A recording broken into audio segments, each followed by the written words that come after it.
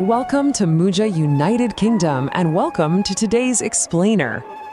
You know, we look up at the moon almost every single night, right? We know its craters, that familiar silvery glow. It's like an old friend. But have you ever stopped to actually think about the side of the moon that we literally never get to see?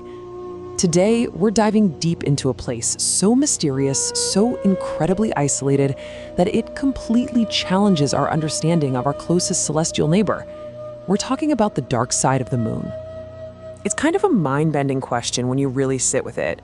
Have you ever seen the side of the moon that hides from us? Well, no human on Earth ever has, at least not just by looking up at the night sky. It's this completely uncharted lunar shadow, a perpetual mystery that's just hovering right there above our heads. For nearly all of human history, whatever existed on that hidden hemisphere, well, it was left entirely to our wildest imaginations. Okay, let's just dive right into this by busting the absolute biggest myth right out of the gate.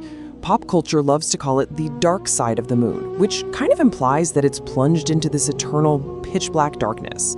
But reality paints a much different picture. Both sides of the moon actually receive the exact same amount of sunlight as they travel through space. So it's way more accurate to call it the far side, literally just the side that is perpetually facing away from Earth. But you're probably wondering, why does it always face away?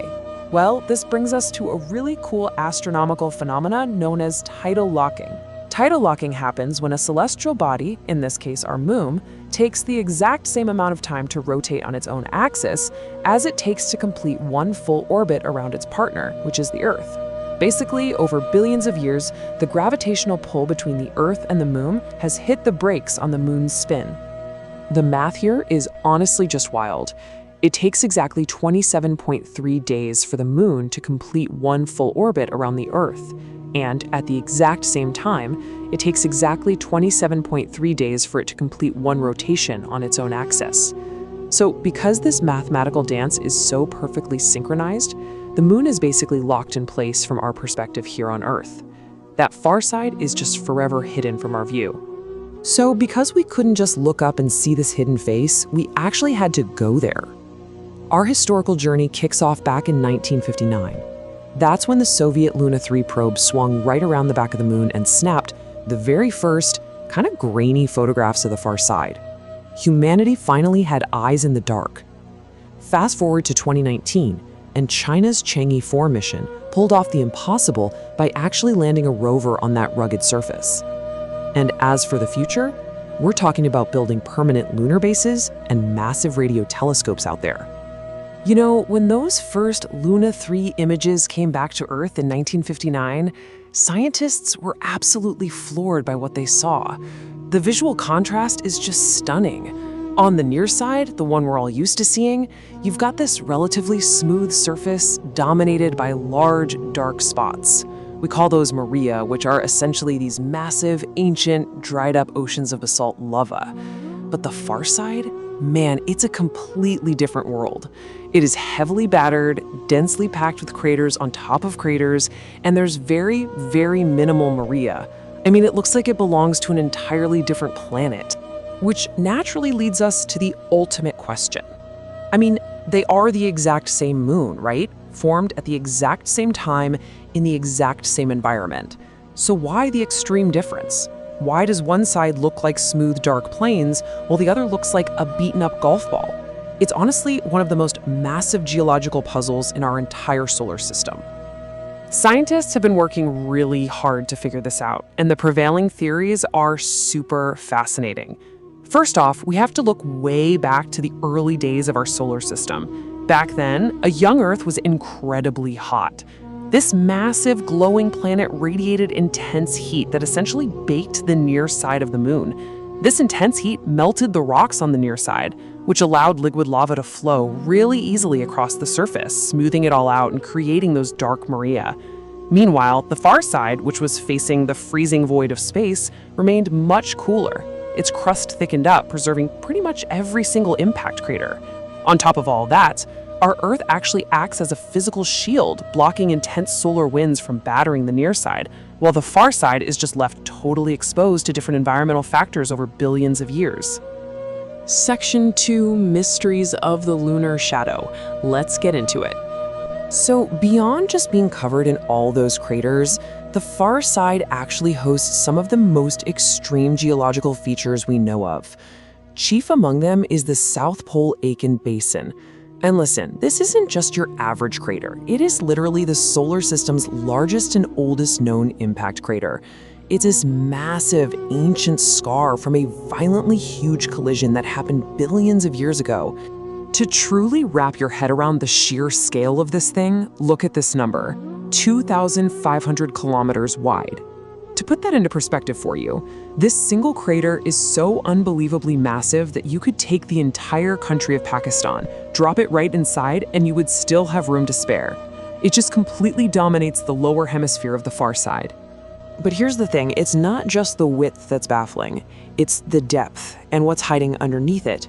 The Aitken Basin plunges an incredible 8 kilometers deep into the lunar crust, and way down deep inside this massive crater, remote sensors have actually detected incredibly dense, mysterious minerals that aren't found anywhere else on the moon. Are they remnants of the massive asteroid that struck it? Or maybe the impact churned up material from the moon's deep mantle? The truth is, the origin of these unique minerals remains a complete unknown to top scientists even today.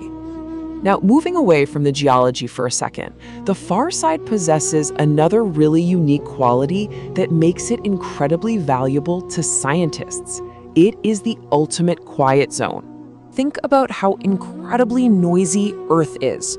We are just constantly broadcasting TV signals, radio waves, military communications, satellite data, you name it, out into space in every direction. But because the far side of the moon always faces away from Earth, the physical mass of the moon acts like a gigantic wall. It perfectly shields the far side from all of Earth's radio interference. So, what does this mean? It makes it the absolute quietest place in our solar system. It is the ideal, perfect real estate for humanity to build massive space telescopes. It offers this pristine, completely silent spot to just listen to the faint whispers of the deep universe. And, perhaps to finally hear the faint radio signals of extraterrestrial intelligence. Moving on to Section 3, Touching the Far Side, the Chang'e 4 mission. Back in 2019, China's space agency achieved a truly monumental milestone. They successfully landed the Chang'e 4 rover on the far side of the moon. That was the very first time any spacecraft had safely touched down there. And while they were there, they conducted this fascinating biological experiment. They bat seeds and actually sprouted the very first plants, cottonseed specifically, inside a little biosphere on the moon. It was literally the first life on the far side. But unfortunately, these little pioneer plants only survived for a few days. So why did the plants perish so quickly?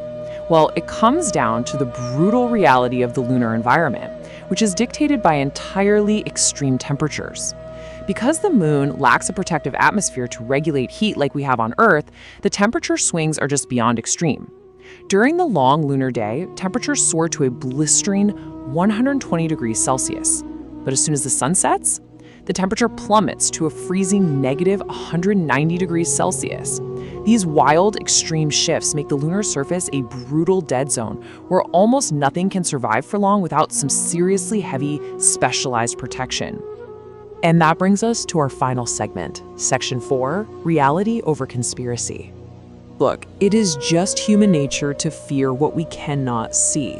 Because the far side is forever turned away from us, it has naturally become a massive magnet for conspiracy theories.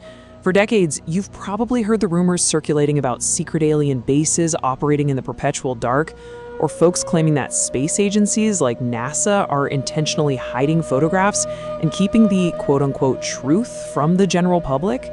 These stories are definitely engaging, sure, but really, they're just born out of a basic human fear of the unknown. And this is where we have to come back down to reality. Multiple modern space missions from several different countries have now orbited and mapped the far side of the moon using incredibly powerful, high-resolution satellite imagery.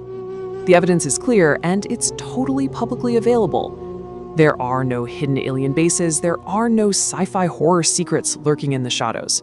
What is actually there is honestly so much better. A deeply fascinating landscape of pure, unadulterated science. It is this pristine geological record of our early solar system, just sitting there, waiting to be studied. The far side of the moon is this amazing reminder that right here in our own cosmic backyard, there is still so much we have yet to discover. We've mapped its surface, and yeah, we've landed a rover, but our exploration is really just beginning. So I want to leave you with this final, somewhat provocative thought to chew on. What other mind-blowing secrets of the universe is the far side going to reveal when we finally build our own permanent scientific basis out there? Which fact from this explainer stood out to you the most? Keep asking questions, keep looking up, and as always, keep exploring.